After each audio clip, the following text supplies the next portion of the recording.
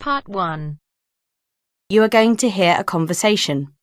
First, you have some time to look at questions 1 to 7.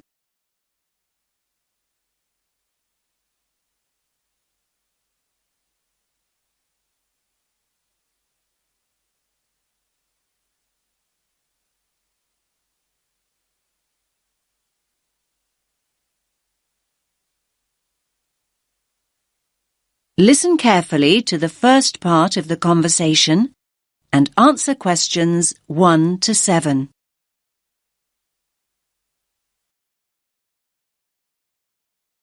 Rita speaking. What should I do for you? Oh, hi. I'd like to order some stationery. Could I know your name? Jackson Paris. Right. Can I just confirm your account number and the name of your company, Jackson? Sure. The number is 692411. 692411. Right. And you're from Rainbow Computer? No, the company is Rainbow Communications. Oh, OK. I'll just fix that on the system.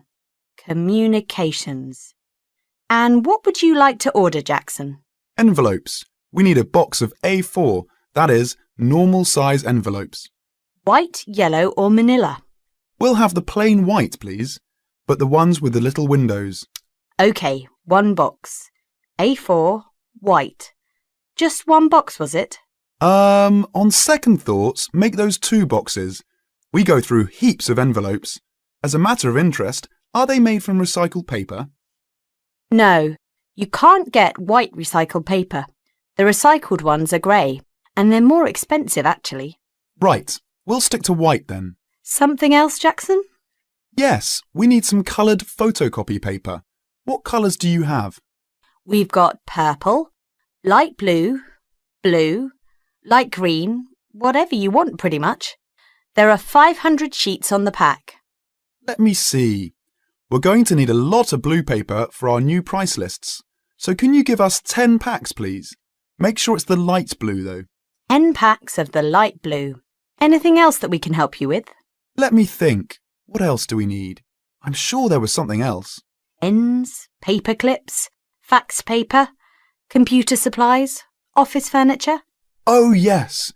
We need floppy disks. Do you have those nice coloured ones? Yes, but they're a bit more expensive than the black ones. That's all right. I'm not paying anyway. Right, floppy disks. What about diaries next year? We've got them in stock already, and it's a good idea to order early. No, I think we're all right for diaries, but something we do need is one of those big wall calendars. You know, one that shows the whole year at a glance. Do you stock those? We certainly do. OK, can you include a wall calendar then, with the other stuff? Just make sure it's got the whole year on the one side. Sure. Now you have some time to look at questions 8 to 10.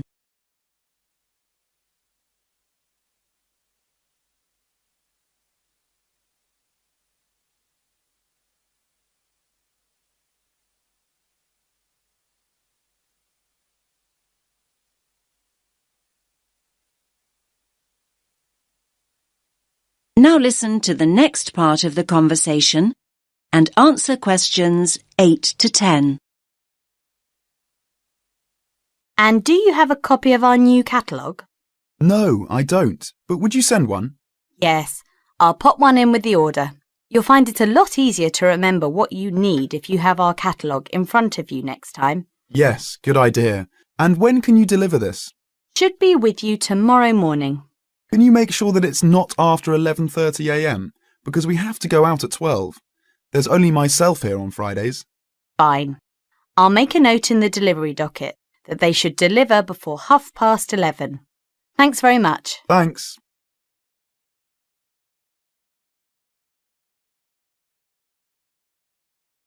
That is the end of Part 1. You now have half a minute to check your answers.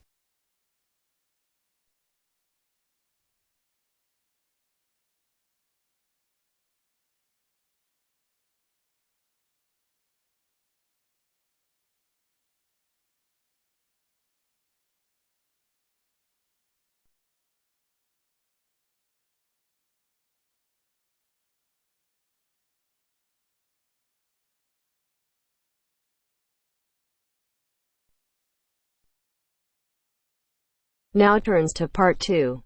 Part 2. You'll hear a lecturer talking to students about a printing process. First, you have some time to look at questions 11 to 15.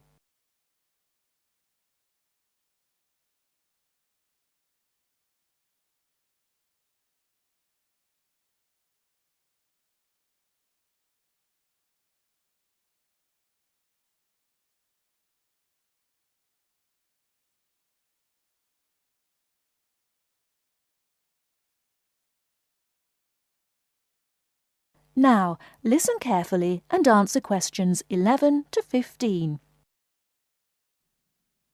As I've made clear in earlier lectures, many different solutions have been proposed to the basic technological problem of getting meaningful marks onto paper. In other words, several different forms of printing have developed over the years, many of which are still in use today for different purposes. This week, I'd like to discuss the Rotogravure process. This is one of the most widely used printing processes, and after describing how the process works, I'll be describing some of its industrial uses and the advantages and disadvantages of this form of printing. As the name implies, rotogravure is a form of printing in which large cylindrical pieces of metal rotate, while the paper to be printed passes between them.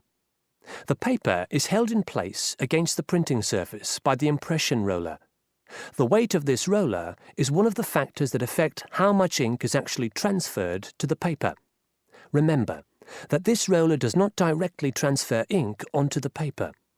The side in contact with the impression roller remains blank, and it's the other side of the paper which is actually the printed side. The impression roller presses the paper against the ink-bearing roller, generally known as the gravure cylinder.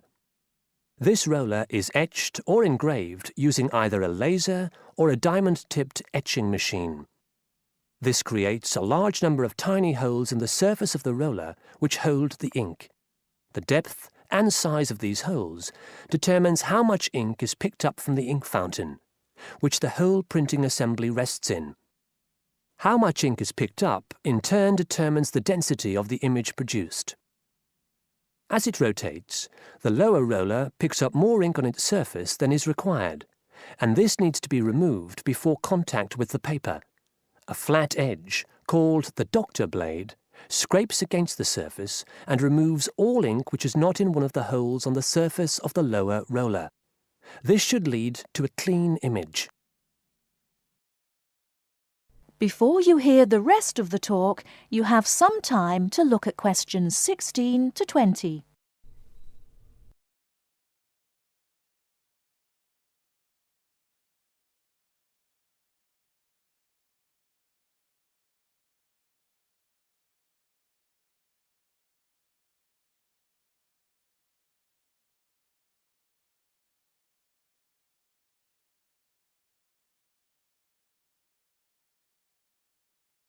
Now listen and answer questions 16 to 20. Now that we understand a little of the mechanics of rotogravure printing, I'd like to look at it in the wider context of the printing industry and discuss the main uses. One of the main advantages of the rotogravure process is that the amount of ink which can be transferred to the paper is high compared to other printing methods. This means that a broad density range can be produced. In other words, with rotogravure, it's possible to produce many different light and dark shades, making it particularly suitable for reproducing photographs and fine art. For shorter print runs, some other processes may give a finer image, but rotogravure is ideal for jobs that involve printing, for example, 1,000,000 magazines. One common place where you'll see printed matter that has been produced by rotogravure is in the advertising material that is often inserted into Sunday newspapers. Of course, it's not just paper that can be printed by rotogravure. It's a very flexible process, since the rollers used can be made to any size required. Whether it's consumer packaging or large rolls of floor covering that need to be printed, rotogravure is a relatively cheap, quick method that is used in a variety of industries. This isn't to say that rotogravure is without its disadvantages. Probably the main drawback is the fact that, with large areas of colour, the dots are visible, even without using any kind of magnifying aid. Now, does anyone have any questions about the rotogravure process? That is the end of part 2. You now have half a minute to check your answers.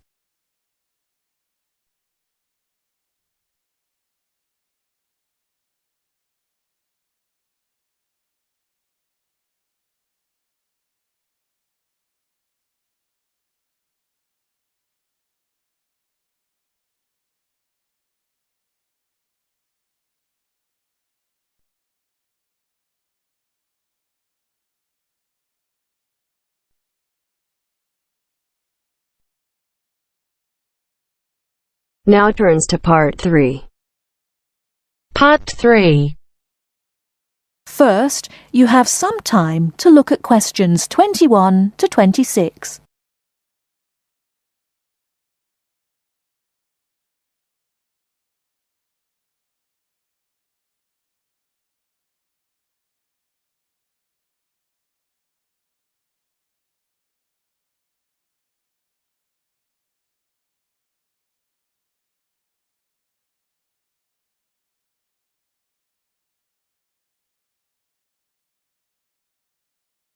Now listen carefully and answer questions 21 to 26.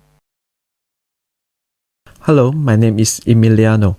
I am a student here and I'd like to rent a house for 6 months. OK, well, you've come to the right place. We specialise in short-term rental. First of all, I would like to get a few details from you. Can you give me your full name, please? Yes, it is Emiliano Nespla. And can you tell me your present address, please? Yes, it's 17 Middleway, Penrose. I'm living with a homestay family at the moment. That's great. Now, do you have any identification with you? Oh, and we will need a reference from someone who knows you here. Maybe your homestay family. Yes, okay. Here's my passport and a card from my language school. My referees can be Mrs. Alice Thompson. She's my homestay mother and she wouldn't mind, I'm sure. You can contact her at the same address as me, of course. OK. If we need to contact you, should we leave a message with your homestay? No, you can speak to me directly. My cell phone number is 021 548 3534. Great. Now, do you have a bank account? You will need to pay your rent by direct debit. You know, it will come out of your account automatically every month. Okay, I don't have my bank account details with me now, but I can get them and bring them back later today. That's fine. Now, can you tell me what kind of house you are looking for? Do you want to rent by yourself? No, I'm looking for a 3-bedroom house. I want to rent with my 2 friends. I will bring them in to see you later today. OK. And what areas are you interested in renting in? Well, here's a map. Can you see my school? I don't have a car, so I need to take some kind of public transport to school and I don't want to travel for more than 30 minutes each way. Do you think you have anything which is suitable? Yes, we do. Here is a list of available properties. I'll highlight the ones that could be of interest to you. Look at the map and go and have a look at the houses with your friends. Do you have a friend with a car? Yes, I do. Good. So go and look outside the houses. It will give you an idea of what the area is like. But remember, don't go into the garden or knock on the door. If you want to go in and have a look, let me know and we can arrange an appointment. Okay, can you give me an idea of price? Yes. If you look at the list, you can see the weekly rent written next to the house address. Oh yes, I can see it now. Do I need to pay anything else? Yes, you need to pay a deposit which you will get back when you move out, and you have to pay a non-refundable agent fee which is equivalent to 1 week's rent. You will have to pay your bills when they come in every month too, of course. Okay, well, thank you very much for your help. What time should I come back with my friends and my bank details? How about 2:30 this afternoon? That sounds good. Thank you for your help. I'll see you later. Thanks for coming in. Goodbye.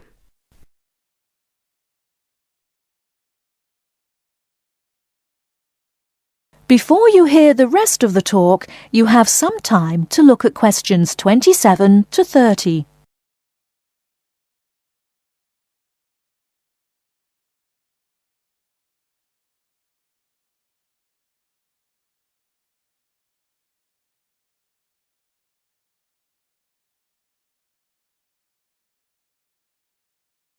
Now listen and answer questions 27 to 30.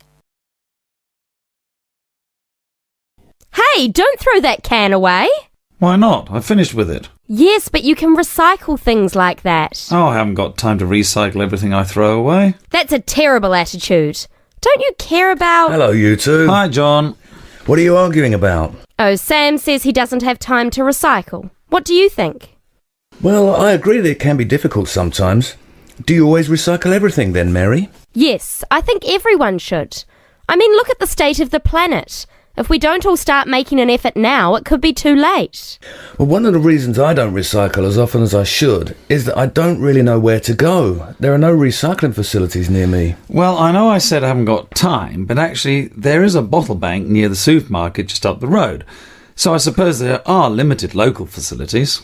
So you can do your recycling outside the supermarket? Yes, but like I said, only limited. It's only a bottle bank. Well, I don't have a car, so it's very difficult for me, but I still do it. Sometimes a friend comes over and we take our recycling together, but not very often. So if your facilities are limited, then mine are very limited. Well, I suppose if you go to all that trouble, I might make more of an effort. Good. If it was up to me, I'd encourage more people to recycle. How? Well, how about some kind of incentive? A reward for anyone who makes an effort to recycle?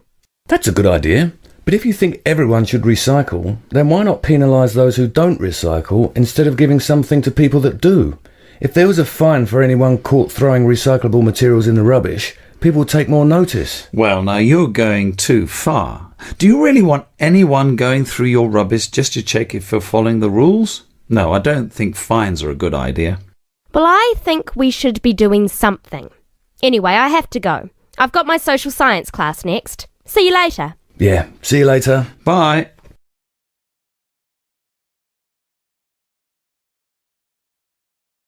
That is the end of part 3.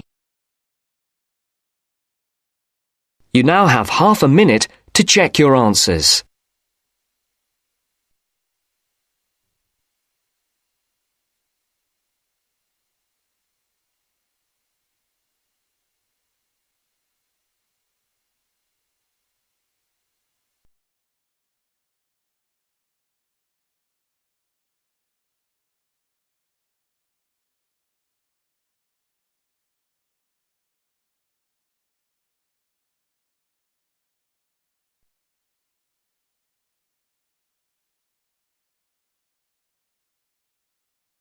Now turns to part 4.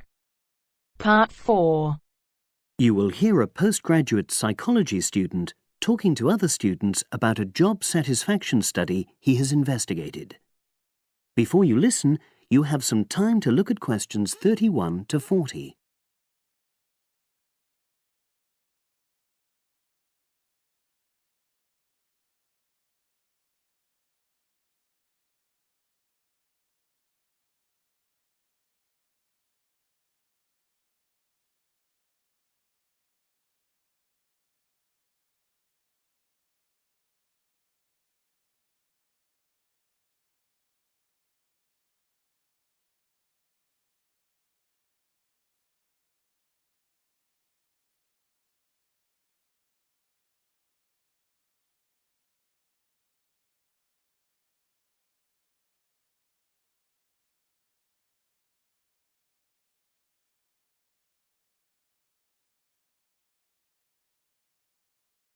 Now listen and answer questions 31 to 40. Good morning, everyone. For my presentation today, I'm going to report on an assignment that I did recently. My brief was to analyze the methods used in a small study about job satisfaction, and then to make recommendations for future studies of a similar kind. The study that I looked at had investigated the relationship between differences in gender and differences in working hours and levels of job satisfaction amongst workers. For this purpose, employees at a call center had been asked to complete a questionnaire about their work. I'll summarize the findings of that study briefly now. First of all, female full-time workers reported slightly higher levels of job satisfaction than male full-time workers. Secondly, female part-time workers reported slightly higher levels of satisfaction than female full-time ones did. On the other hand, male part-time workers experienced slightly less job satisfaction than male full-time workers. But although these results seemed interesting and capable of being explained, perhaps the most important thing to mention here is that in statistical terms, they were inconclusive. Personally, I was surprised that the findings hadn't been more definite, because I would have expected to find that men and women, as well as full and part-time workers, would experience different levels of satisfaction. So I then looked more carefully at the methodology employed by the researchers to see where there may have been problems. This is what I found. First of all, the size of the sample was probably too small. The overall total of workers who took part in the survey was 223, which sounds quite a lot, but they had to be divided up into subgroups. Also, the numbers in the different subgroups were unequal. For example, there were 154 workers in the full-time group, but only 69 in the part-time group. And amongst this part-time group, only 10 were male, compared to 59 who were female. Secondly, although quite a large number of people had been asked to take part in the survey, the response was disappointingly low. A lot of them just ignored the invitation. And workers who did respond may have differed in important respects from those who didn't. Thirdly, as the questionnaires had been posted to the call center for distribution, the researchers had had very limited control over the conditions in which participants completed them. For instance, their responses to questions may have been influenced by the views of their colleagues. All these problems may have biased the results. In the last part of my assignment, I made recommendations for a similar study, attempting to remove the problems that I've just mentioned. Firstly, a much larger sample should be targeted, and care should be taken to ensure that equal numbers of both genders and both full and part-time workers are surveyed. Secondly, the researchers should ensure that they are present to administer the questionnaires to the workers themselves. And should they require the workers to complete the questionnaire under supervised conditions so that the possibility of influence from other colleagues is eliminated.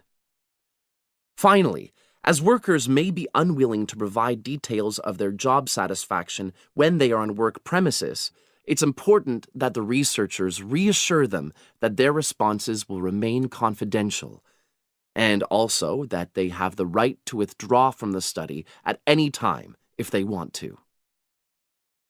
By taking measures like these, the reliability of the responses to the questionnaires is likely to be increased, and any comparisons that are made are likely to be more valid.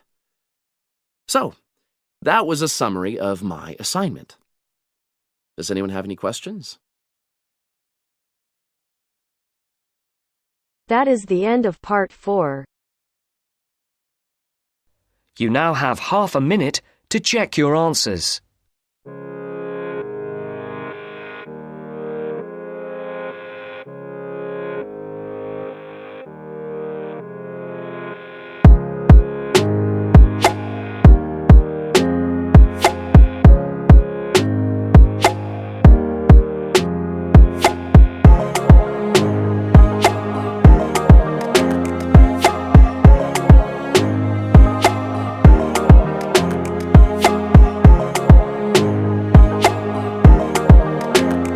Welcome to our channel. Today in this video I'll discuss with you writing task 1, and the question for today is: the graph below shows the average number of Vietnamese students studying in France, Russia and America between 2000 and 2015. So we are given the students who enrolled in France, Russia and America for studies, and number of students are in millions, in the year 2000, 2005, 2010 and 2015. So this blue one is representing the France, lastly Russia, and then secondly Russia, and lastly America. So the Vietnamese students who went to France were highest in the year 2000, but it started declining, and after 2000 it started again gaining popularity. Means the Vietnamese students were again interested in going to France for studies, and it increased, right? But we can see that interesting factor is that America was least interested country by the Vietnamese, who visited very less number as compared to the others. So but at the end in 2015, America overtook other, means the university, in admissions in America overtook France and Russia in the year 2015. So the rendered line graph, means the given line graph represents the Vietnamese student who studied in 3 distinct nations over 15 years. Overall, it is discernible from the graph that most students studied in France and the least were studying in America, but after 15 years, America surpassed France and Russia. So initially, as we have discussed, most students were enrolled in France or studying in France, but after 15 years, America surpassed France and Russia. Explicitly, France and Russia almost followed a similar pattern. In 2000, nearly 3.5 million Vietnamese students preferred to get an education in France. So we can see here 3.5, as we have also seen that they almost followed the same pattern, right? It decreased, it also decreased, then it stabilized, then it also stabilized for some time, and then increased, and then lastly increased. So as we were discussing the numbers, 3.5 million students enrolled in France in universities or education centers for study, whereas 3 million went to Russia. So if we check the number for Russia, these are 3 million, and then we can say 1.5 millions for America. However, after 5 years, means in the year 2005, involvement of students in France and Russia declined to around 2.5 and 2.2 millions. So it declined to around 2.5 or 2.2 millions, right? For 2.5 for France and 2.2 million for Russia. After a decade, students in France remained almost similar, but the number of students in Russia again declined to approximately 1.8 million. So after a decade means it has to be after 5 years, not after a decade, because it's 2010 after 2005. So after 5 years, or we can also write 5 years later.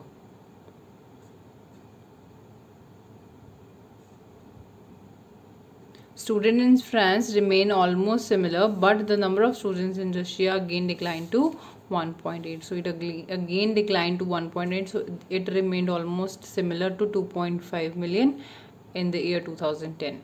So after that, in 2015, the student enrollment in France soared exorbitantly to 4.5. So from 2.5 to 4.5. From here, 2.5 to 4.5. So it increased exorbitantly. And for here also there is an increase from 1.8 to 2.5, while Russia managed to engage 2.5 million students. Nevertheless, only 1.5 million students studied in America, making it the least desirable country for academic pursuits. So however, after 10 years, student participation rose twofold. So only 1.5 million students were enrolled in America as compared to other 2 countries in the year 2000. But after, we are saying after 10 years, so means in the year 2010, after 10 years, the participation rose twofold. So twofold means it goes double from 1.5 to 3. Okay, so that's why we said that participation rose twofold.